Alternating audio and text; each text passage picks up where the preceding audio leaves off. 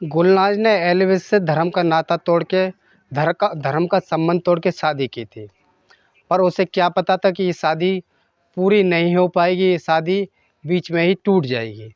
आदाब, नमस्कार, सत श्री अकाल, मैं धीसराज। घटना यूपी के बांदा जिले की है। एल्विस और गुलनाज दोनों एक ही क्लास में पढ़ते हैं, दोनों एक ही स्कूल में पढ़ते हैं। पढ़ते पढ़ते दोनों को एक हो जाता है, दोनों को मोहब्बत हो जाती है। दोनों भाग के घर से शादी कर लेते हैं। शादी तो कर लेते हैं पर घर वाले इस शादी से नाराज़ होते हैं। वो इस शादी को स्वीकार करने के लिए तैयार नहीं होते हैं। वो घर से भाग जाते हैं और एक शहर में रहने लगते हैं। वहाँ उनका सही सलामत जीवन चलता रहता है।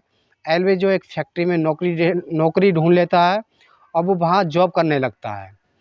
और गुलनाज भी घर रह के घर में थोड़ा बहुत अपना काम धंधा करती रहती है, जिससे उसका घर का कामकाज, घर का खर्चा वर्चा सही चलता रहता है। उनका जीवन बहुत सही से चलता रहता है, बहुत बढ़िया चलता रहता है। तभी गुलनाज की माँ का फ़ोन आता है कि बेटा मेरी बहुत ज़्यादा गुलनाज की माँ का फ़ोन आता है कि बेटा मेरी बहुत ज़्यादा तबीयत ख़राब है और मेरा तुम्हें देखने का बहुत ज़्यादा मन कर रहा है। अच्छा होगा एक बार तुम मुंबई आके मुझे अपना चेहरा मुझे देखा जाओ, मुझे बहुत ज़्यादा तसल्ली मिल जाएगी। गुलनाज तुरंत ही दूसरे दिन को मुंबई रवाना हो जाती है। गुलनाज और उसका पति एल्विस दोनों मुंबई पहुंच तो जाते हैं पर वापस लौट के नहीं आते हैं।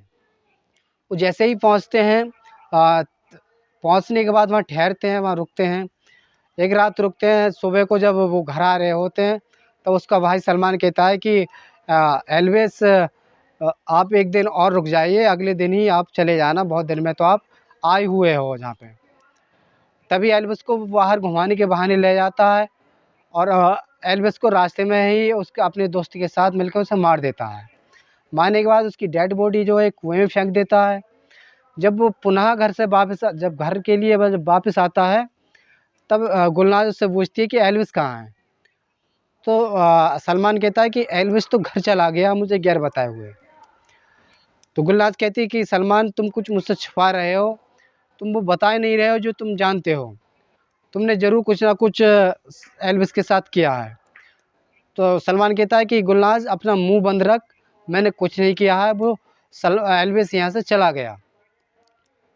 तो कहती है कि देख सही सही बता दे वरना मैं पुलिस वाले को जाकर सब कुछ सच सच बता दूंगी तुमने क्या किया उसके साथ में। तभी सलमान गुस्से में आता है, उसका गला दबा देता है। गला दबाने के बाद उसे भी उसी कुएं में डाल आता है जहाँ एल्विस को डाला होता है। कुछ दिन बीतने के बाद जब उस कुएं से बहुत ज़्यादा बदबू आने लगती है तब आसपास के लोग बहुत ज़्यादा परेशान हो जाते हैं। वो कहते हैं बहुत ज़्यादा बदबू आ रही है, यहाँ से बदबू आ कहाँ से रही है। वो तुरंत पुलिस को फ़ोन लगाते हैं। पुलिस को बताते हैं कि पास में एक कुआं है जिसमें बहुत ज़्यादा बदबू आ रही है, आप आगे से देख लीजिए। पुलिस मौके पर पहुंच जाती है। जब उसमें देखती है तो नज़ारा कुछ और ही होता है। उसमें दो लाशें पड़ी होती है, एल्विस और गुलनाज की। जब उन्हें निकाला जाता है, जब उनसे किसी से आसपास से जब पूछा जाता है तो कोई भी बताने को तैयार नहीं होता है, कोई भी उन्हें पहचान नहीं पाता है, क्योंकि वो नए शहर में गए थे, कोई भी उन्हें ज़्यादा जानता नहीं था, कोई ज़्यादा पहचानता नहीं था। सबके लिए पोस्टमार्टम के लिए भिजवा दिया जाता है, सब मोर्चरी में रखवा दिया जाता है। तब आसपास के सीसीटीवी फुटेज पुलिस वाले खंगालते हैं, उसे देखते हैं शायद कुछ हाथ लग जाए। तभी एक सीसीटीवी फुटेज ऐसा निकलता है जिसमें सब कुछ साफ साफ दिख रहा होता है। जिसमें दिख रहा होता है कि एक लड़का बैग में कुछ भर के लाता है और कुएं में फेंक जाता है। जब उसकी तलाश की जाती है, उसे पकड़ा जाता है तो वो बताता है कि एल्विस गुलनाज ये मेरी बहन है और एल्विस जो है इसका पति है। तो वो बताते हैं कि तुमने इन्हें क्यों मारा। तो बताता है कि एल्विस और गुलनाज ने 1 साल पहले घर से भाग के शादी कर ली थी, इसीलिए मैंने इन्हें मार दिया। इनने हमारी बहुत ज़्यादा समाज में बेइज्जती कराई थी, हमारे समाज में बहुत ज़्यादा नाक कटवाई थी, इसलिए मैंने आज इन्हें मार के अपना बदला ले लिया। और मैं अब बहुत ज़्यादा